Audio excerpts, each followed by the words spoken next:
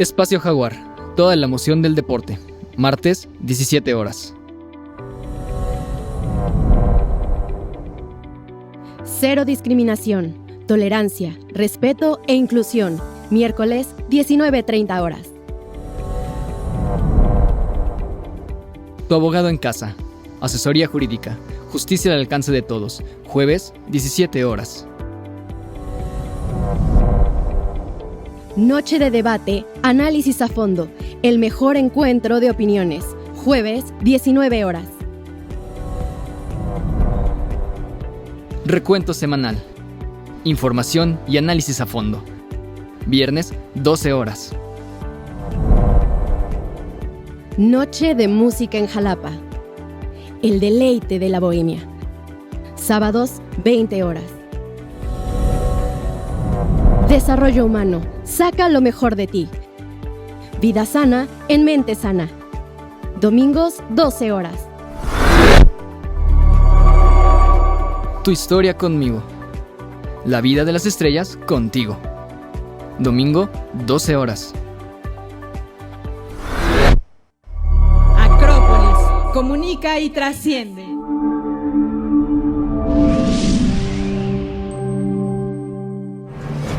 Hola, ¿qué tal? Qué gusto saludarlos, les doy la más cordial bienvenida a una emisión más de Recuento Semanal este viernes 8 de julio, que tenemos un repaso de los temas relevantes del acontecer informativo. Vamos a hablar en un primer reportaje sobre la reunión que tuvo la OTAN, esta alianza militar de varios países europeos que se reunió en Madrid, donde replantearon algunos de los objetivos estratégicos de esta alianza militar que tendrán un gran impacto en la política internacional, en la geopolítica.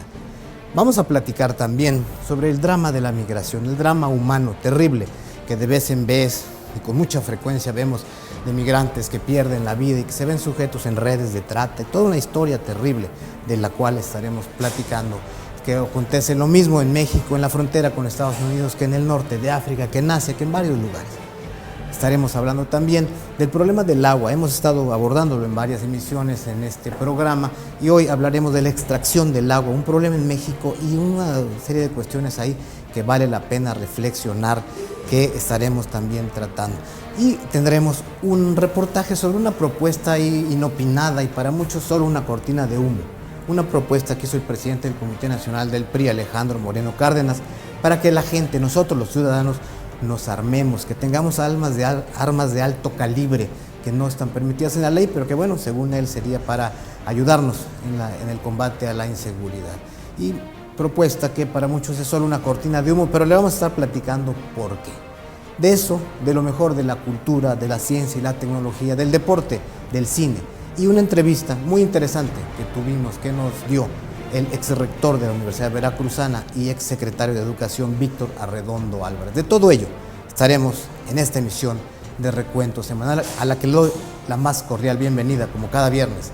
Soy Emilio Cárdenas y comenzamos.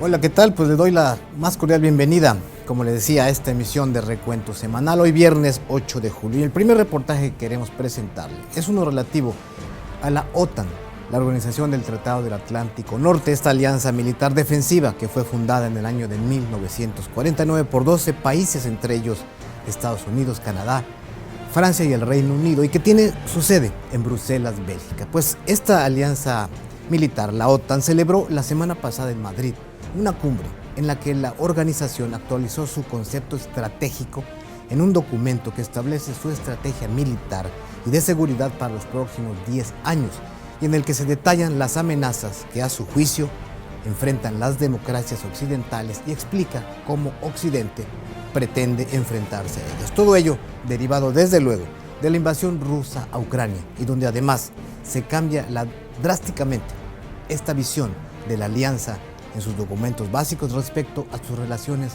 con China y con Rusia. Se trató pues de una reunión cuyos resolutivos tendrán un gran impacto en el orden geopolítico internacional. Y para conocer más detalles de este encuentro, lo invito a ver el siguiente trabajo que preparó nuestra compañera Magdalena Ruperto para usted en Recuento Semanal. La Cumbre de Madrid, reunión de la Organización del Tratado del Atlántico Norte, OTAN, realizada los últimos días de junio, marca un antes y un después en el mapa geoestratégico y pone como una amenaza importante y directa a Rusia, mientras que a China la clasifica como un desafío. Tras la invasión de Rusia a Ucrania, la también conocida como la Alianza Atlántica, que hasta hace poco tiempo se consideraba con muerte cerebral, ha renacido, mostrando al mundo una gran unidad y solidez, a la vez que se reafirmó entre sus Estados miembros la importancia de contar con una organización fuerte, con mayor inversión y más militarizada. Y es que la OTAN no dudó en decir que la guerra del presidente ruso Vladimir Putin contra Ucrania rompió la paz en Europa, provocando la mayor crisis en la seguridad europea, algo que no se veía desde la Segunda Guerra Mundial. Es por ello que esta reunión delineó el nuevo concepto estratégico de la OTAN para hacer frente a las amenazas y retos de seguridad actuales, es decir, el enemigo a vencer es Rusia, mientras que a China se le acusa de querer controlar sectores tecnológicos e industriales, utilizar su influencia económica para crear dependencias estratégicas y de aumentar su influencia en el orbe. En respuesta a todo lo anterior, la OTAN anunció cómo responderá ante esta nueva situación. Para comenzar, denunció el rearme nuclear de países como Rusia, Corea del Norte o China, y aún y cuando reconoce que la alianza podría usar este tipo de armas, argumenta que sería algo extremadamente remoto. También habrá una mayor presencia militar estadounidense en Europa, enfocada en el este. Se establecerá un cuartel militar permanente en Polonia, enviará nuevos buques de guerra a España, aviones de combate a Reino Unido y tropas terrestres a Rumania. Además, mandará el próximo año más de 300.000 soldados en alta preparación que se sumarían a los 40.000 que hay ahora. En tanto, Reino Unido se comprometió a aumentar el gasto de defensa hasta el 2,5% de su PIB para 2030 y presionará a otras naciones para que hagan lo mismo. Finalmente, en esta cumbre se acordó aceptar el ingreso de Finlandia y Suecia, países nórdicos que se habían mantenido neutrales durante décadas. Esto gracias a que Turquía levantó el veto que mantenía en contra de su adhesión. Evidentemente, en cuanto a esto último, la postura de Rusia no se hizo esperar.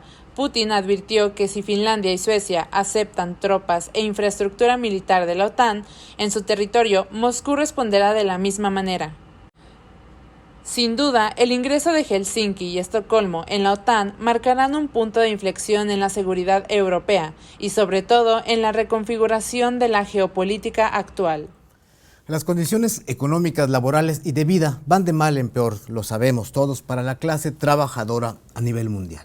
La pandemia ha sido un factor clave para que miles de personas se vieran afectadas en su nivel de vida y por ende hayan debido salir de sus países de origen. Pero también lo sabemos, ya es histórico que millones de personas se ven en la necesidad de migrar de país en busca de una mejor economía, de una mayor seguridad y una mayor estabilidad. En todos los casos, la necesidad de buscar un futuro mejor, huir de un país donde los abusos, la falta de oportunidades, los conflictos bélicos o la posibilidad de tener un mejor ingreso o nivel de vida, obligan a millones de personas en el mundo a desplazarse, poniendo en riesgo su integridad física. Con los resultados que vemos en los reportes de infinidad de tragedias de migrantes, lo mismo en Estados Unidos que en África o en países de Asia, por citar solo algunos casos. El Alto Comisionado de las Naciones Unidas para la Atención a Refugiados, ACNUR, urge a todas las autoridades del mundo a que prioricen la seguridad de los migrantes y refugiados, que eviten el uso excesivo de la fuerza y defiendan sus derechos humanos en los controles y en la aplicación de las políticas locales en la materia. Pero el drama humano que se vive es cotidiano y abarca todas las naciones del orbe. Lo invito a ver el trabajo que sobre este impactante tema prepararon nuestras compañeras Diana Espinosa y Valeria Escobar. Decenas de migrantes fallecieron hace unos días cuando una avalancha humana de alrededor de 2.000 subsaharianos intentaban escalar una valla en la frontera de Marruecos y España en el norte de África. Autoridades de ambos países señalaron que la estampida humana fue la causa de la tragedia, mientras que Amnistía Internacional y el mismo secretario general de la ONU, Antonio Guterres, denunciaron la fuerza excesiva que se usó contra estas personas que iban en busca de mejores condiciones de vida. Y es que en las imágenes muestran a agentes marroquíes golpeando a personas que se encontraban bajo su control y custodia y que no oponían resistencia, además del hacinamiento al que se tenían sometidas a las personas en la zona fronteriza. Posteriormente, autoridades marroquíes cavaban en cementerios para enterrarlos sin ser identificados, lo que asociaciones de derechos humanos calificaron como un acto para querer ocultar un desastre cometido por las autoridades, ya que no pretendían llevar a cabo una investigación, ni autopsias, ni identificación de los cuerpos. El presidente de España, Pedro Sánchez, condenó los hechos y los describió como un asalto violento y un ataque a la integridad española, y mencionó que si hay responsables son los traficantes de personas que operan en esa región. Apenas 3 días habían pasado de esta tragedia en el continente europeo, cuando otra desgracia aquejaba a la comunidad migrante, pero ahora en América, específicamente en la frontera de México con Estados Unidos. El pasado 27 de junio fue hallado en San Antonio, Texas, un tráiler con 67 migrantes, 53 de ellos muertos por asfixia en la caja de este. Las víctimas eran originarias de Honduras, Guatemala, El Salvador y en su gran mayoría de México, cuya cifra de connacionales fallecidos ha ascendido a 27. Entre ellos iban 3 veracruzanos, Misael, Giovanni y Jair, originarios de Naulinco, quienes se dedicaban a la elaboración de zapatos y salieron en busca del sueño americano. Hasta el momento hay 4 detenidos: Homero Zamorano, el chofer Cristian Martínez, que se le acusa de conspiración para transportar inmigrantes ilegales, podrían ser condenados a cadena perpetua o incluso a la pena de muerte. Los otros 2 aprehendidos son Juan Claudio Méndez y Juan Bilbao. La investigación ha revelado que hay conexión entre los 4 detenidos acusados de tráfico de personas. Tras lo que se ha convertido en un incidente de tráfico humano más mortífero en la nación americana, el gobernador de Texas, Greg Abbott, ha impuesto nuevos retenes a los tráilers. En menos de 8 días ha quedado de nueva cuenta al descubierto el grave problema del tráfico de personas que salen de sus lugares de origen por la falta de empleo, de estabilidad económica y violencia en los países en vías de desarrollo.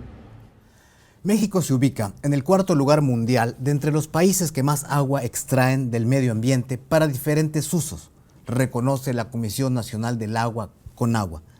Aunque el sector doméstico apenas ocupa el 1% del total, mientras los rubros industriales como la minería y la agroindustria utilizan el resto del agua y la tienen, sabe usted, sin restricción alguna. De acuerdo a estudios de la organización no gubernamental Red Mexicana de Acción por el Agua, todo esto es resultado de los malos modelos de gestión y políticas equivocadas que se han establecido, y advierten que cuando dicen que no hay agua, hay que ver para quién. Ahora en Nuevo León, por ejemplo, en el estado norteño, donde ha habido una terrible sequía los meses recientes, ha quedado claro que el agua la tienen acaparada las cerveceras, las refresqueras y aún las inmobiliarias, sostienen los integrantes de esta ONG. Hay un manejo mediático perverso, dicen ellos. Se usa el miedo, se dice que no habrá agua y que el ciudadano es el culpable y que tenemos que cuidar el agua. Pero basta ver los usos de la misma, del vital líquido, y de la que hay disponible, menos del 1%, como le dije, es para consumo humano. Esas campañas mediáticas deberían dirigirse a las empresas, indican representantes de esa ONG. Para conocer más de este tema que es muy sensible, vamos a ver el trabajo que preparó para Recuento Semanal y para usted nuestro compañero José Manuel Hernández y Solán. La crisis climática es actualmente una de las situaciones más alarmantes del mundo y una de sus consecuencias más claras es el desabastecimiento del agua, recurso vital para la sobrevivencia humana. En México ya hay varios estados que lo están sufriendo debido a su acaparamiento en la industria, agricultura e inmobiliarias, impulsado por el consumismo de la sociedad. En promedio, un individuo demanda 100 litros diarios de agua para cubrir sus necesidades básicas de consumo y limpieza, pero en cada país esto varía. Por ejemplo, en México el panorama aumenta a 380 litros, siendo nuestra nación la cuarta a nivel mundial de los principales consumidores. Un hecho preocupante, ya que si no se genera un cambio de hábitos para el 2030, la insuficiencia podría alcanzar el 40% del líquido. Para algunos países o regiones, el acceso al agua no representa mayor problema, pero en otros sí, pues el reparto entre la sociedad está muy desequilibrado. Aquí en México, la Conagua ha informado que durante el 2022, el 50% del territorio nacional sufre de una sequía extrema. Nuevo León es el mejor ejemplo de ello, pues la situación ha escalado a niveles alarmantes, ya que las principales presas de la entidad regiomontana se secaron a causa de la falta de lluvias y la sobreexplotación de los recursos.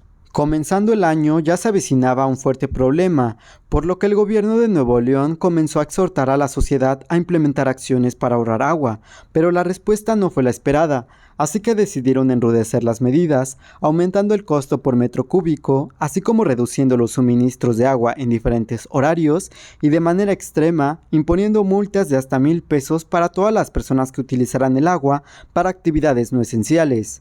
Ante esto, el sistema de oferta y demanda hizo de las suyas y se dio a conocer el aumento de hasta el 50% de los líquidos embotellados, aunado a que los ciudadanos de la zona metropolitana de Monterrey han tenido que realizar largas filas con recipientes para recibir el recurso frente a las pipas que pasan a suministrar a las colonias más afectadas.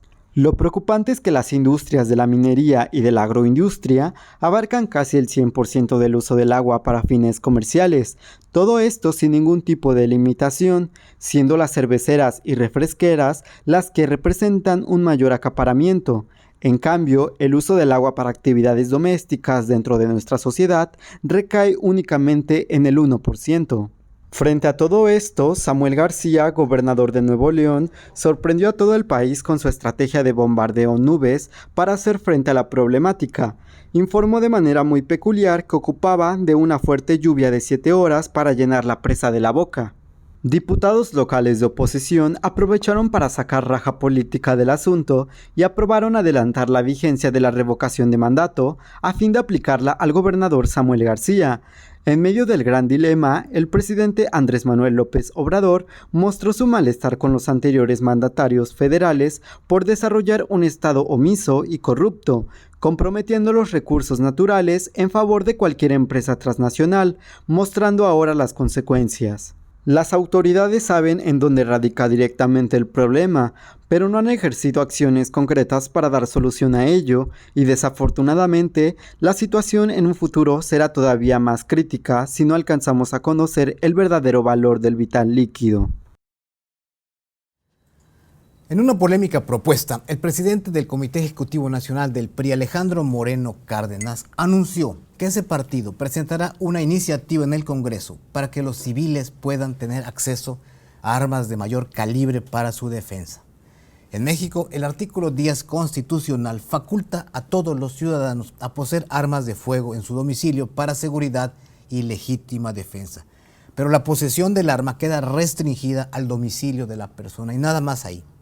Y de acuerdo con la Ley Federal de Armas de Fuego y Explosivos, es responsabilidad de todo aquel que posea un arma el registro de la misma ante la Secretaría de la Defensa Nacional. Nuestra prioridad, ha dicho el dirigente tricolor, debe ser la gente honesta y que el crimen organizado sepa que la gente se va a defender ante las agresiones y ante el riesgo que ellos generan, justificó Moreno Cárdenas. Pero más allá de la polémica que el líder del PRI reconoció generaría dicha propuesta, hay datos y estudios que confirman que el acceso a las armas no disminuye los asesinatos ni otras formas de violencia. Por el contrario, las incrementa, y ahí tenemos el ejemplo de Estados Unidos. Y al final, esta ocurrencia, porque yo creo que hay que llamarle así, esta ocurrencia de Moreno Cárdenas ha sido vista más que otra cosa como un intento del dirigente del PRI para desviar la atención de la persecución judicial en curso en su contra por diversos delitos que habría cometido a su paso por el gobierno de Campeche. Lo invito a ver, para conocer más detalles de esta historia, el trabajo de nuestra compañera Gaby Quinto. Ante la violencia que se vive diariamente en el país, el presidente del Partido Revolucionario Institucional, PRI, dio a conocer que presentará una propuesta para modificar la ley de armas de fuego, que incluirían un acceso más fácil a las armas de mayor calibre por parte de la ciudadanía, a fin de que pueda defender sus vidas, hogares y negocios. El presidente de México, Andrés Manuel López Obrador, evitó emitir una opinión al respecto. Los senadores de Morena rechazaron la propuesta y desde ya dijeron que no permitirán que esta pase, argumentando que la violencia no se combate con más violencia. Y aprovecharon para lanzarse contra el revolucionario institucional, acusándolo de que estas propuestas obedecen a intereses de empresas productoras de armas, tal y como sucede en Estados Unidos. Por su parte, legisladores del PAN y del PRD, partidos que integran junto con el PRI la alianza opositora Va por México, dijeron que no acompañan la propuesta del tricolor, coincidiendo en que esta no es la manera de resolver el grave problema de la violencia y la delincuencia. La diputada y expresidenta del PRI, Dulce María Sauri, rechazó categóricamente el planteamiento de armar a las familias mexicanas y exigió al Estado que cumpla con su obligación fundamental de cuidar a la población. Lo mismo que el senador priista Miguel Ángel Osorio Chong, quien calificó la propuesta como una barbaridad y sentenció que esta es una distracción con respecto a temas al interior de este instituto político, por ejemplo, el cambio de dirigencia. El mejor ejemplo de que armar a la ciudadanía no es la solución a la violencia es Estados Unidos, donde la sociedad se ha vuelto más insegura y donde las armas de fuego son un problema de salud pública. Basta recordar lo sucedido en una escuela primaria de Texas, donde murieron 17 niños y 2 adultos a manos de un joven de 18 años, o la masacre del 14 de mayo en Nueva York, en la que también un joven que acababa de cumplir la mayoría de edad entró a un supermercado y disparó contra los clientes matando a 10 personas. En este marco, es importante mencionar que la segunda enmienda de la Constitución de Estados Unidos garantiza el derecho de todo ciudadano de esa nación a portar armas, lo que ha llevado a que existan 120 armas de fuego por cada 100 ciudadanos, lo que los convierte en el país con la mayor tasa de asesinatos causados por estos artefactos. En contraparte, en nuestro país, la Secretaría de la Defensa Nacional tiene un programa preventivo en el que se coordinan los 3 niveles de gobierno, denominado canje de armas de fuego, en el que se le da un incentivo, ya sea despensa o dinero, al ciudadano a cambio de que entregue el arma que tenga en su poder. Tan solo en el estado de Veracruz, en el 2020, último año que se implementó este programa debido a la pandemia, se lograron canjear más de 300 armas, mismas que fueron destruidas al momento por la Sedena. Este año se ha reactivado este programa en nuestra entidad y se cuenta con un monto de más de 1,5 millones de pesos para los estímulos, a fin de que la población cambie las armas que tiene en su poder. Pues como pudimos ver en el anterior reportaje, pues es un tema muy polémico, pero lo que queda claro es que ante las investigaciones en su contra por su probable enriquecimiento ilícito, el dirigente nacional del PRI, Alejandro Moreno Cárdenas, de acuerdo a diversas fuentes, mejor huyó ya de nuestro país. Y aunque argumentó que su gira, la que realiza por varios países europeos, tiene como objetivo denunciar a nivel internacional el acoso y persecución que vive por parte del gobierno de Campeche, que preside la morenista Laida Sansores, y por el gobierno federal, se da por sentado que el líder nacional del PRI difícilmente regresará a México. Ya lo veremos, ya lo sabremos muy pronto. Mientras que el presidente Andrés Manuel López Obrador lo defendió por los cateos a sus domicilios, unos cateos ahí de forma violenta que hacían autoridades judiciales de Campeche. Mientras ello sucedía, Moreno Cárdenas acusó que el país vive una dictadura y se persigue a opositores políticos. Según publicó el diario Milenio, Moreno Cárdenas ha denunciado que México enfrenta la peor crisis de seguridad que jamás se haya vivido, pero al gobierno y a Morena le importa más generar distractores y atentar contra la democracia. México, dice Moreno Cárdenas, se está convirtiendo en la nueva cara del autoritarismo en Latinoamérica y si no ponemos un alto, nuestro país se convertirá en una dictadura, señaló. También acusó desde luego a la gobernadora de Campeche, Laida Sansores, quien desde hace 2 meses ha difundido audios en contra de Moreno, de liderar una campaña de calumnias y mentiras, dice él, en su contra. Quizá por ello, la propuesta de armar a la ciudadanía no es más que un distractor de los verdaderos apuros que tiene el presidente nacional del PRI y de su rechazo, que ha sido evidente a los reiterados llamados de los exlíderes nacionales de ese partido para que entregue la dirigencia y renovar de manera urgente el Comité Ejecutivo Nacional del Tricolor, que dicho sea de paso, vive la peor crisis de su historia. Vamos a un corte, será muy rápido, y regresamos a Recuento Semanal.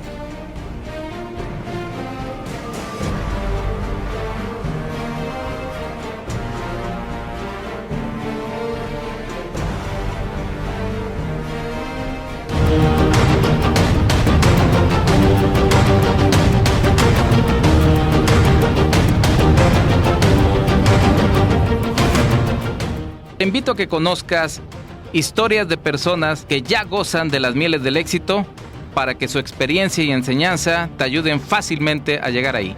Descubre cómo reconfigurar tu mente y tu cerebro para dotarlos de patrones de excelencia y sean tus grandes aliados. Soy Roberto Garrido, Mental Coach, Máster Internacional certificado en Programación Neurolingüística, y te invito a que nos veas domingo a domingo a las 11 horas México por Acrópolis Multimedios. Desarrollo Humano, un programa diseñado por Acrópolis Multimedios y un servidor para ayudarte a sacar la mejor versión de ti mismo. La fortuna está del lado de quien aprende y se atreve a trascender.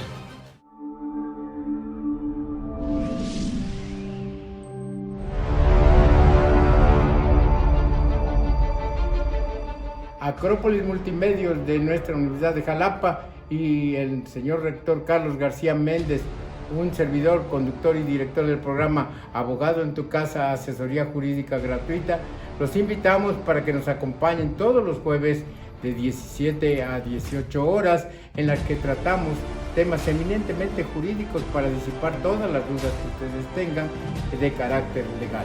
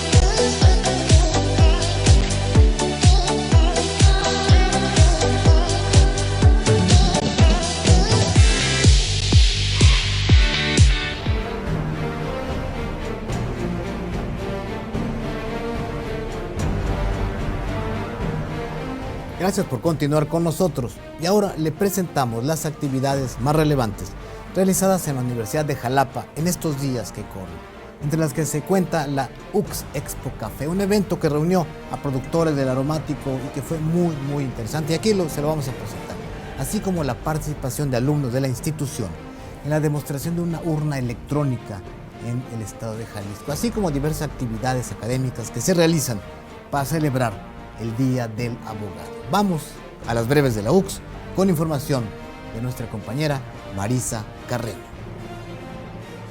Comenzamos esta sección de actividades de nuestra casa de estudios con la inauguración de la UX Expo Café 2022, Aromas y Sabores del Oro Veracruzano, a cargo del rector de esta institución, Dr. Carlos García Méndez, quien de manera satisfactoria congregó a un panel de especialistas en la materia, empresas dedicadas al rubro cafetalero y funcionarios públicos, para compartir con la comunidad UX la importancia de la actividad insignia de nuestra entidad, misma que se ha convertido en un tesoro nacional y un pilar de la economía.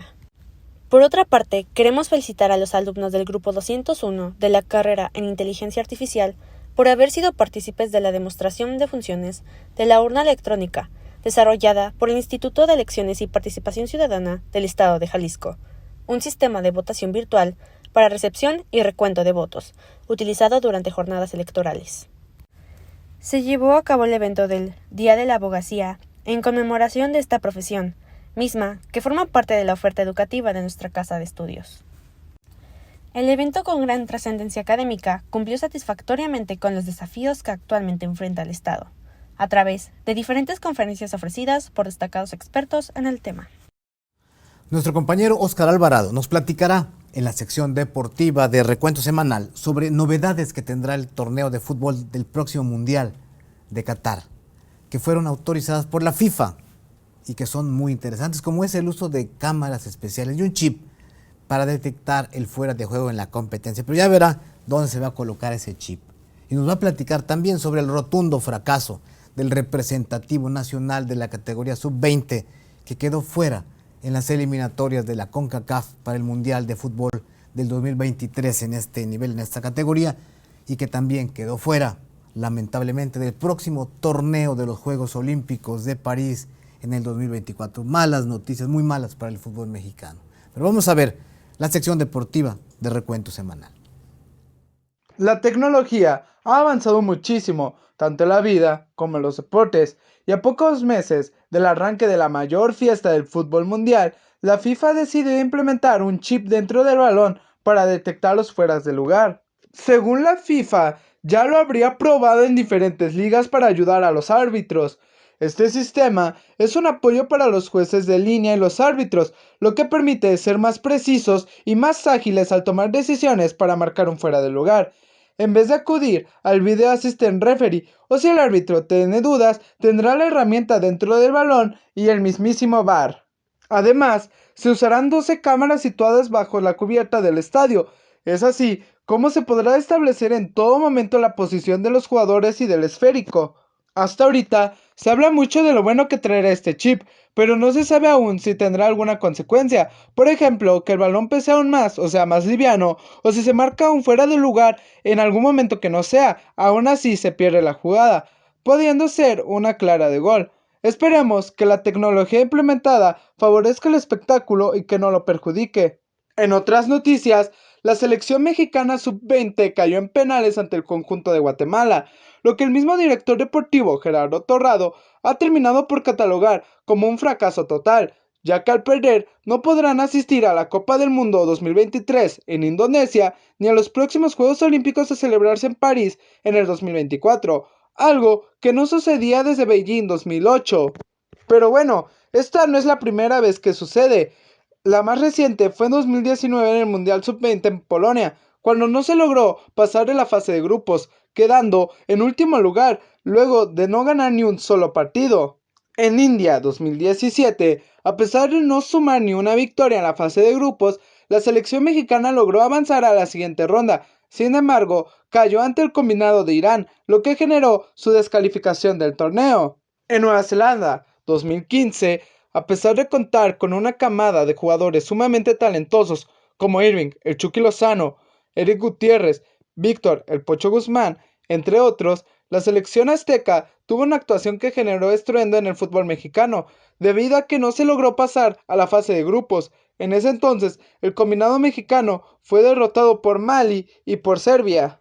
Y la primera decepción fue en 2008, en los preolímpicos, donde una selección comandada por Hugo Sánchez y contando con diversos talentos como Guillermo Ochoa, Andrés Guardado, Giovanni Dos Santos, Carlos Vela, César Villaluz, entre otros, necesitaba ganarle a Haití por una diferencia de 5 goles, lo que no parecía una tarea difícil para el conjunto azteca, y a pesar de que los haitianos tenían 2 hombres de menos en más de 50 minutos, un heroico Placid, portero de Haití en aquellos momentos, y numerosas fallas de los delanteros aztecas, tanto fallando penales, mandando afuera los balones en ocasiones claras, así como teniendo la portería sola en varias ocasiones, el partido quedó 5-1 a favor de los aztecas, pero no pudieron avanzar a la siguiente ronda, siendo la primera vez que no se clasificaba a unos Juegos Olímpicos en fútbol.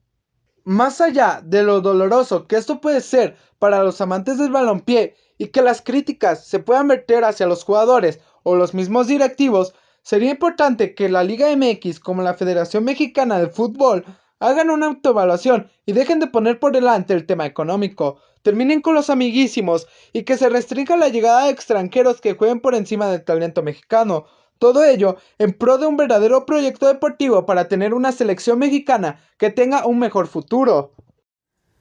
Por deshielo de los glaciares, que usted sabe que está ocurriendo ante el cambio climático, se ha descubierto una nueva población de osos. Fíjese qué interesante.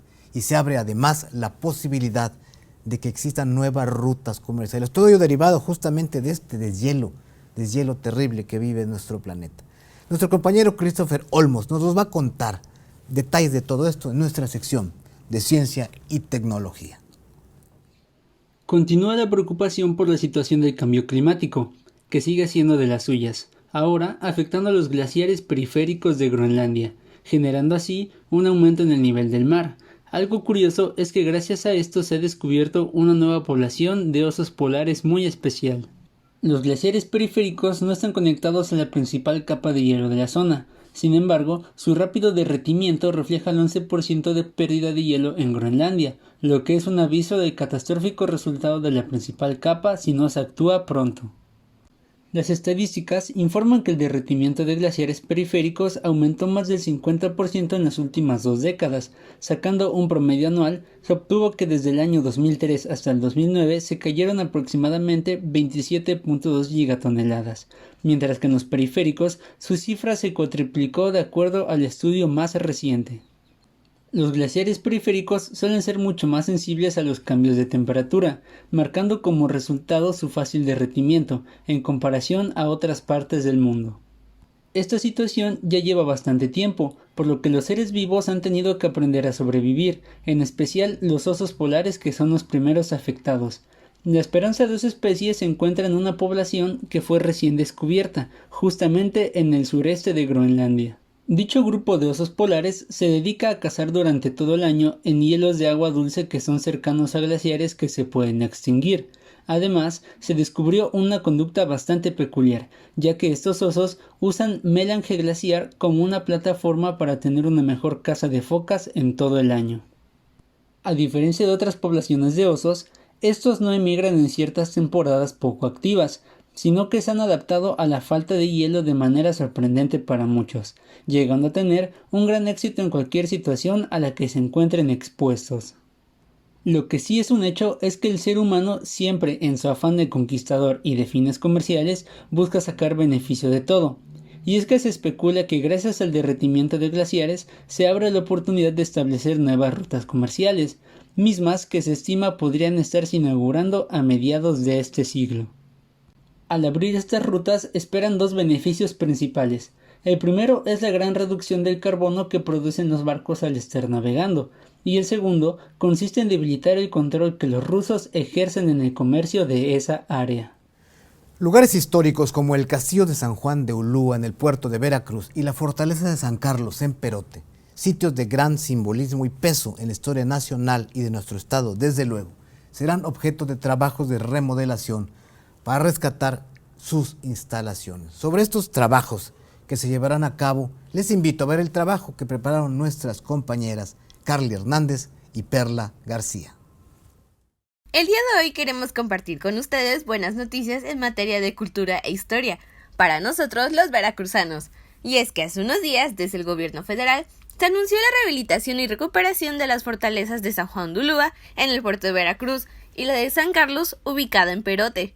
Hay que recordar que el último mantenimiento que recibió San Juan de Ulúa fue en julio del 2017, mientras que integrantes del Patronato Pro Conservación del Patrimonio Cultural e Histórico de la Fortaleza de San Carlos habían anunciado ya desde el año pasado que este lugar emblemático para la historia de México llevaba 4 años en abandono. De esta manera se da inicio a este proyecto de conservación y mantenimiento de las infraestructuras rumbo a la celebración de los 200 años del heroico Colegio Militar.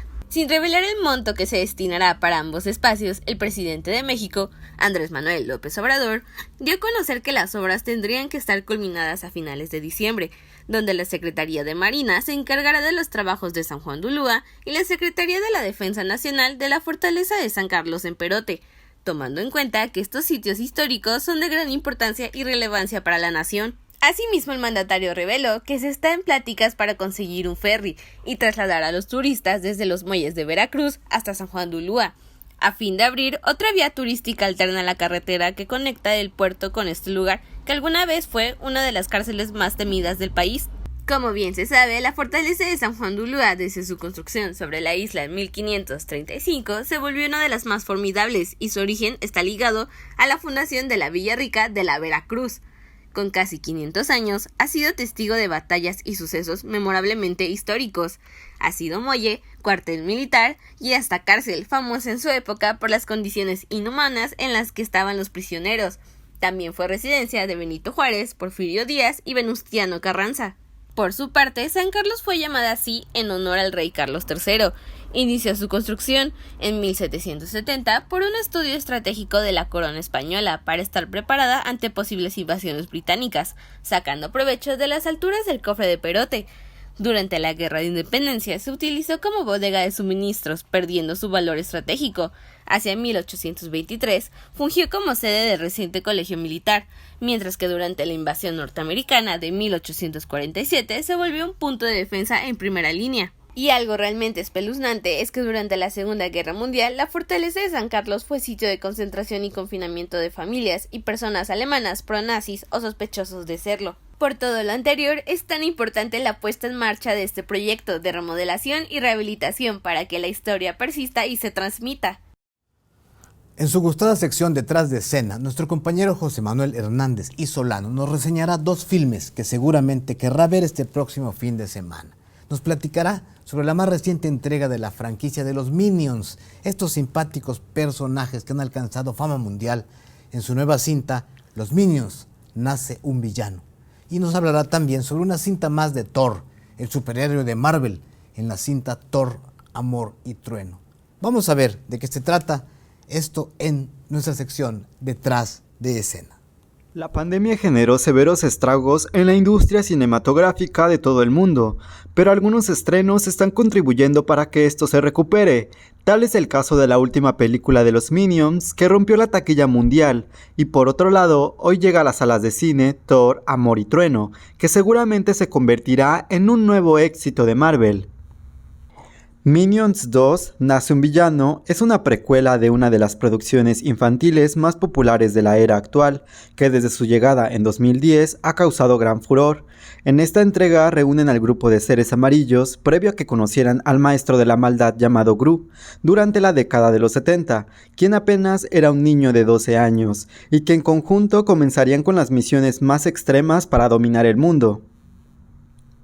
Ya se avecinaba una gran aceptación con su llegada a la pantalla grande, pero las expectativas fueron superadas, y es que resulta que en su primer fin de semana logró ingresar más de $221 millones alrededor del mundo, terminando por cubrir el presupuesto de la película, que fue de 85 millones, prometiendo convertirse en una de las cintas más taquilleras del año. No es un misterio que la película tuvo una excelente estrategia de mercadotecnia y ha contado con la suerte de que las redes sociales ejecutaran una broma sobre la película, pero que pronto se convertiría en todo un reto al que se unirían miles de jóvenes.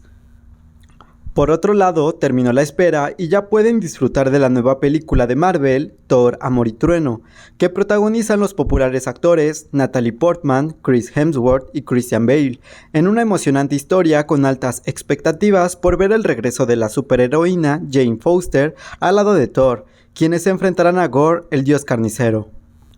Tras la dirección de Thor Ragnarok de 2017, regresa el director y actor de la misma cinta, Taika Waititi, ofreciendo una experiencia muy personal al integrar a los Guardianes de la Galaxia cuando estrecharon relación con Thor en Avengers Infinity War, y a su vez, reuniendo el lazo amoroso que tuvo el superhéroe del martillo con la científica Jane Foster. Al momento, quienes han disfrutado de esta cinta de manera anticipada han hecho críticas positivas, prometiendo que será del agrado de todos los fieles seguidores de esta ficción. 2 increíbles películas que no se deben perder en su cine más cercano. Tuvimos la oportunidad de conversar con el ex rector de la Universidad Veracruzana y secretario de Educación de Veracruz, el doctor Víctor Arredondo Álvarez, sobre los retos de la educación superior y de la educación en general en tiempos de pandemia, en estos tiempos que vivimos, del reto de las clases a distancia y del impacto de ello en la formación de los educandos, entre muchos temas muy interesantes. Lo invito A ver, la primera parte de esta entrevista que ofreció a Recuento Semanal. Vamos a verla. Hola, ¿qué tal? Qué gusto saludarlos y que sigan con nosotros aquí en su programa Recuento Semanal. Y hoy en los estudios de Acrópolis Multimedios tenemos un invitado de lujo. De verdad es un placer conversar con un funcionario con una amplísima trayectoria, con un académico muy reconocido, doctor en psicología, educador y conocedor como pocos de la materia, con quien vamos a aprovechar para que nos dé luz de muchos temas de esto que es los retos de la educación en México. Le agradezco y le doy la más cordial bienvenida al doctor Víctor Arredondo Álvarez. Muchas gracias por la invitación. Estar con nosotros. Gracias, doctor. Pues qué gusto y qué honor. Secretario de Educación de Veracruz, que fue, sí. Rector de la Universidad Veracruzana, desde luego funcionario federal. Pero bueno, hoy, doctor, si me permite, para entrar en materia, sabemos que vivimos tiempos muy complejos, grandes retos, de por sí por el propio crecimiento poblacional, por las expectativas de desarrollo que tiene nuestra nación, pero vivimos un fenómeno inesperado que fue la pandemia del COVID-19, que nos vino a alterar muchas cosas. Creo que entre ellas, sin duda, fue la manera en que las personas, no solo en México, en todo el mundo, trabajábamos, estudiábamos, nos relacionábamos, y ahí cobró relevancia pues el aprovechar las nuevas tecnologías, el desarrollo que hay en gran escala en todo el mundo. Y la educación a distancia cobró el auge, pues así estudiamos, así estudiaron los jovencitos, los niños, así trabajamos. Pero bueno, en el tema de la educación, ¿cómo vio este paso, este momento que vivimos? ¿Qué fue esto, doctor? Sí, con mucho gusto y gracias por la invitación aquí a Acrópolis. Bueno, yo creo que previo a la pandemia ya nuestro planeta, el planeta Tierra, ya tenía suficientes desafíos, donde una gran proporción de habitantes sin condiciones de prosperidad, de bienestar, derivado de concentración de riqueza y oportunidades. En México esa circunstancia se replica, porque hablándolo, digamos, en términos llanos, el 50% de nuestra población está en condiciones de marginación, no tiene acceso a los servicios y los niveles y oportunidades de vida que tiene el otro 50%. Entonces, esa fotografía del planeta Tierra y de nuestro país se vino a complicar aún más con la pandemia del COVID. El COVID lo que nos trajo es una circunstancia en donde nos dejó claro nuevamente, primero, que nuestro planeta es interdependiente. No podemos dejar de atender lo que sucede en otra parte del continente asiático, del continente europeo, porque ya actualmente los factores de interdependencia son fundamentales. Un ejemplo claro es el fenómeno climático. Claro. El planeta no sobrevivirá si no nos organizamos todos y hacemos lo que tenemos que hacer. El COVID, a final de cuentas, lo que hizo es dramatizar aún más las desigualdades, porque a final de cuentas los que tuvieron la oportunidad de estar mejor protegidos, de salir adelante, son los que tienen más. Y los que tienen menos sufrieron mucho más este impacto global, desastroso. Entonces, la gran lección que nos debe de refrendar este fenómeno de la pandemia global está en el sentido de que tenemos que hacer algo en serio para disminuir las desigualdades, las asimetrías tan enormes que existen entre las poblaciones de los países, adentro de los países y entre países. Ahora, aunado a esta circunstancia que quedó subrayada con la pandemia, está el asunto de que, por ejemplo, tomando el caso de la educación, el hecho de que se tuvo que desinhibir la cercanía física entre las personas, sí, claro, las relaciones interpersonales, y se tuvo que recurrir a otras modalidades, en este caso las modalidades virtuales, para temperar la sana distancia necesaria y continuar en este caso con los procesos educativos, como son las clases presenciales, se notó, y las estadísticas aún están por conocerse, el impacto tan desastroso que tuvo la pandemia en la educación. Produjo altísimos y preocupantes niveles de abandono escolar, niños y jóvenes que frente a la pandemia dejaron las escuelas, lagunas de 2 años de ejercicio escolar interrumpidas, porque finalmente las respuestas que había disponibles en segmentos de la población en nuestro país y en otros lugares solamente permitió que algunas instituciones y algún segmento de la sociedad pudiera beneficiarse con el respaldo de las tecnologías para poder mantener el proceso educativo funcionando. Sí, claro. Repito, vamos a conocer en fechas próximas la barbaridad que sucedió en términos de desastre escolar. Sí, es un tema de verdad que poco a lo mejor hemos reflexionado del grave impacto, porque como bien señala el doctor, pues al final esto también nos desnudó, reveló las desigualdades a nivel internacional sin duda, pero en México nos dejó así claramente cómo estamos en esta materia.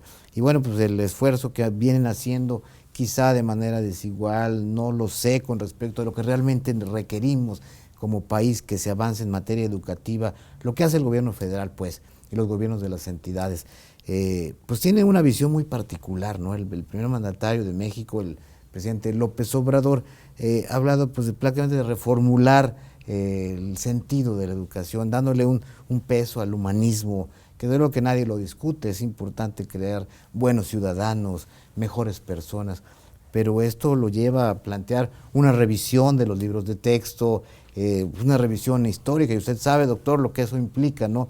El cambiar contenidos educativos, las formas de evaluación. ¿Cómo observa pues la manera en que el gobierno federal y los de los estados, por ende, van avanzando y atendiendo estas graves necesidades?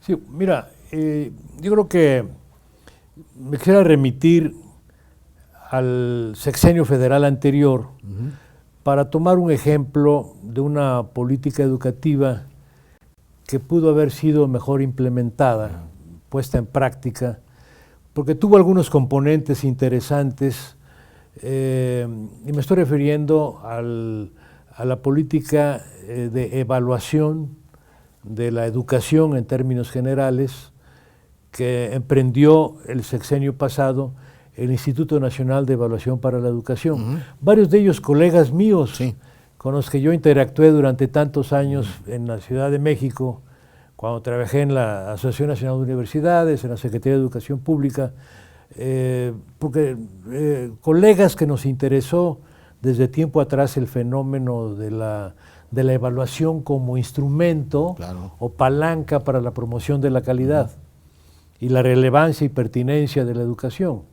No solamente es un tema técnico, la calidad tiene que ver también qué tan pertinente y relevante es para el individuo, obviamente, la educación que está recibiendo. Entonces, vimos avances notables en la parte del modelo curricular que se planteaba, sobre todo para los niveles desde el preescolar hasta el nivel media superior. Tenía consideraciones muy interesantes, pero en sí la práctica que se implantó de una evaluación que implicaba para los docentes que no cumplían con el requisito o el perfil perder su capacidad e incluso su plaza, fue un error terrible, porque se asoció la evaluación, en lugar de aspectos positivos de la promoción de la calidad y mejorar, en la medida que el maestro mejora su desempeño, mejora sus condiciones laborales, en lugar de usarlo como incentivo, se le asoció un tema que yo en lo personal escribí críticamente sobre ese enfoque y lo compartí con mis colegas del INE, les mandé un documento porque tenía una experiencia previa. La experiencia de evaluación de la educación superior que a mí me correspondió coordinar el proyecto nacional en la entonces CONAEVA, Sí. la Comisión Nacional de Evaluación de la Educación Superior, lo que hicimos fue asociar evaluación con promoción de calidad y financiamiento extraordinario. ¿Esto qué quiere decir? Dime cómo estás, una evaluación diagnóstica, dinos a dónde quieres llegar con respecto a estos parámetros y te damos el financiamiento para que lo logres. Lo que realmente propició un cambio muy interesante cualitativo de las universidades en México en la década de los 90 y los primeros años del 2000, donde vimos nuevas bibliotecas, laboratorios, centros de investigación, profesores con posgrados en nacionales y en el extranjero, y una verdadera innovación universitaria. Pienso que en buena medida se derivó de entender que la política es, a final de cuentas, la política pública es, a final de cuentas, un instrumento para promover que la gente haga las cosas mejor, que se supere, que sienta la satisfacción de personal de ser un individuo que está haciendo mejor su trabajo y que tiene reconocimiento de la sociedad o de su grupo ampliado. Bueno, cuando viene el nuevo gobierno... El nuevo gobierno, el de López Obrador. López Obrador, evidentemente plantean que la evaluación era punitiva, que los maestros no tienen que verse como gente que se le cuestione, sino hay que impulsarlos, ayudarlos, en fin.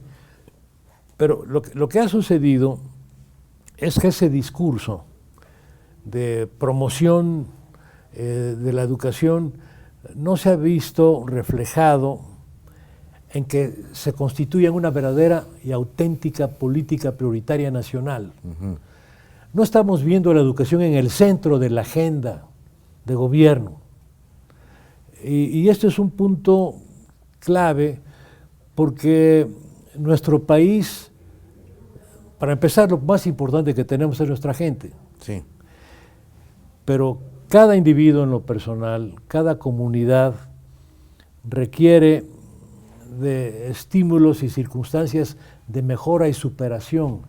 Y no hay mejor herramienta de superación personal y colectiva que la educación. La educación, y perdón ahí, doctor, el presidente ha dicho que hay que atacar las causas de la inseguridad y de la violencia. Él lo centra en la cuestión económica, sin duda, pero yo creo y coincido plenamente con usted que hay que poner en el centro, quizá, junto a ellas, a lo mejor con un mayor peso, la educación. Pues interesante, ¿no?, esta entrevista con el doctor Víctor Arredondo, de la que le estaremos entregando la segunda y última parte en nuestra siguiente emisión, para conocer más de temas tan interesantes como el impacto, como le decía, de la pandemia en educación. Pero bueno, hemos llegado así al final de este programa, de esta emisión de este viernes 8 de julio. Espero, como siempre, que haya sido de su agrado este programa y los espero el próximo viernes en punto de las 12 del día en una nueva emisión de Recuento Semanal. Y como siempre, esperamos sus sugerencias, sus comentarios, todas sus opiniones que son importantes para nosotros y que puedas dejarlas en nuestras redes sociales. Y si le ha gustado lo que aquí le presentamos, puede compartirlo o volverlo a ver en el momento en que guste en las redes sociales de Acrópolis Multimedios y de Recuento Semanal. Estamos en Facebook, Twitter, Instagram y YouTube. Además les recuerdo que toda la información que vio en este espacio, lo último, lo más actual, la noticia de último momento, puede encontrarla siempre en nuestro sitio web www.acropolismultimedios.mx. Y no deje de seguir cada martes y jueves a las 2 de la tarde las noticias en Acrópolis con mis compañeras Yami Medina y Mariela Pedraza, así como con mis queridos amigos Ezequiel Ortiz y David Silva, también a través de nuestras redes sociales. Nuestro noticiero reanudará así sus transmisiones luego de un breve receso, y que debo decir también y agradecer a mi compañera Mariela Pedraza, que me hizo el favor de cubrirme en este espacio de noticias que hacemos para usted, porque bueno, como tantos mexicanos, yo también estuve ahí en casa cuidándome por haber dado positivo al COVID. Por eso debemos seguirnos cuidando muchísimo, acatando las medidas de las autoridades nos recomiendan cada vez, y hacerlo porque la quinta ola está muy fuerte. Pues bueno, gracias a todos ustedes por su atención y hasta la próxima semana, en que seguiremos el análisis de la información. que como siempre le digo, le hará, se lo aseguro, saber y trascender. Soy Emilio Cárdenas y agradezco, como siempre, su compañía. Hasta la próxima.